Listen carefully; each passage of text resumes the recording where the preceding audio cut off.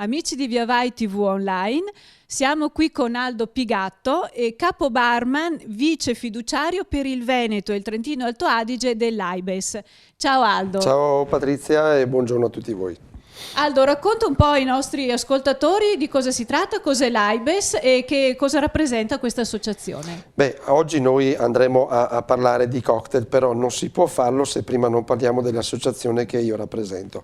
L'AIBES è nata, contrariamente a quanti si pensi, grazie all'intuizione di tre o quattro personaggi dell'epoca, quindi non so, il conte Spalletti piuttosto che un importatore di liquori, che hanno creato questa associazione cercando di raggruppare quelli che erano all'epoca le eccellenze nel bartending italiano.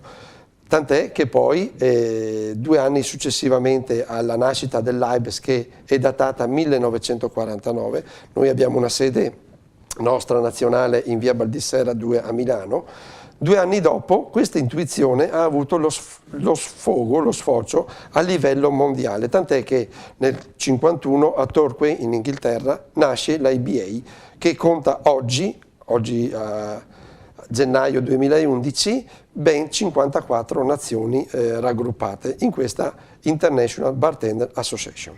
Quindi un'associazione importante a livello mondiale e che insegna l'arte del buon bere, miscelato soprattutto, quindi alcolici, superalcolici, e adesso appunto Aldo andrà a svelarci dei segreti, soprattutto partendo da quella che è l'attrezzatura necessaria per poter svolgere al meglio questa attività.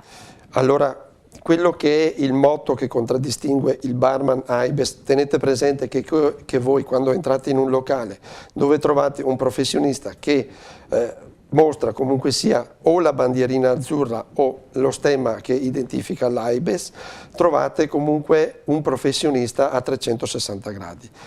Il motto che contraddistingue il barman AIBES è perché bere sia sempre e soltanto un piacere.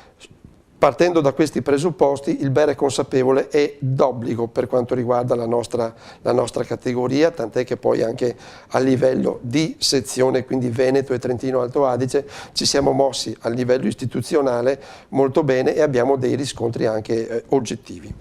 Detto questo, se tu mi permetti, senz'altro, ti ringrazio, partirei con quelli che sono gli attrezzi veri e propri del barman, che hanno avuto comunque anche un evolversi, perché adesso parliamo di barman classico, però abbiamo anche il barman freestyle o barman flair o working flair che si voglia dire, che magari andremo a vedere in un secondo momento, perché io lavoro in maniera classica ed è una cosa standard. Poi abbiamo delle attrezzature che ci sono venute in aiuto che permettono e fanno sì che velocizzano il servizio, tant'è che l'ha fatta veramente la strada, l'ha tracciata il film Cocktail con Tom Cruise al suo famosissimo, tempo. È vero.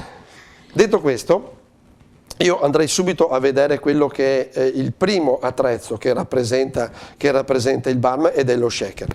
Questo è uno shaker continentale, detto così perché si differenzia dallo shaker americano che vedremo in un secondo momento, dalla parte componistica, 3 parti in acciaio.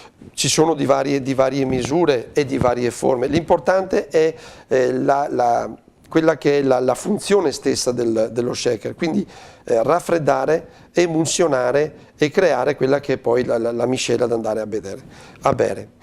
Lo shaker così composto, continentale. Vediamo subito quello che è lo shaker invece americano, o anche chiamato Boston, composto in 2 parti, una acciaio e una vetro. Nella parte in vetro andremo a creare la ricetta vera e propria, nella parte in acciaio andremo poi a mettere il ghiaccio e vedremo poi anche come utilizzare lo shaker sia continentale che il Boston americano.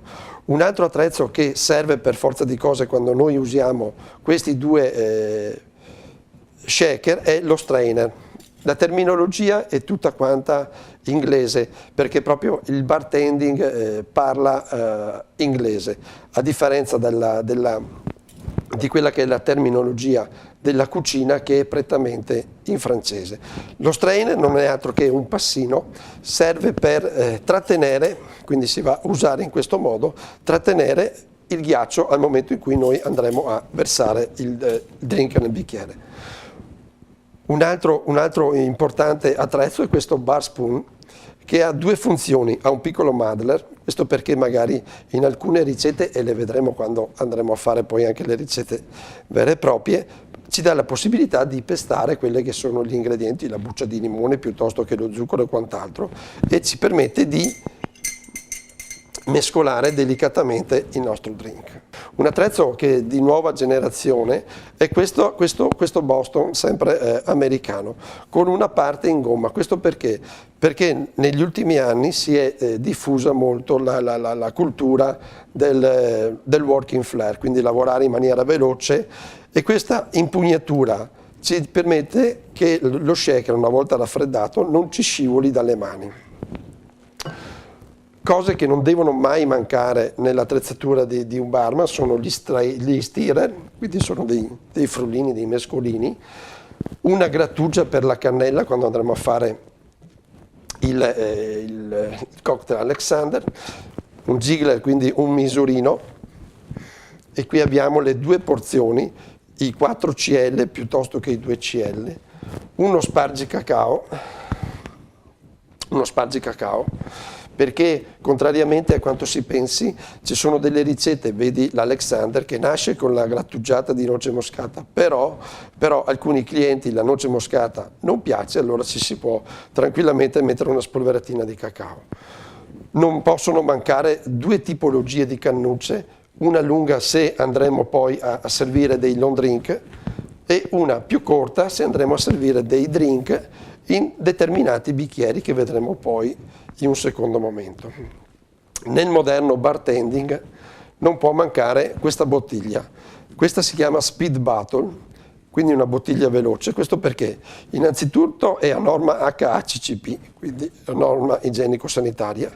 Ci permette, una volta definito il servizio, di mettere il tappo e mettere il prodotto, quindi il succo, piuttosto che la crema di latte o quant'altro, riporlo nel frigorifero ed essere quindi possibile di consumare la prossima volta.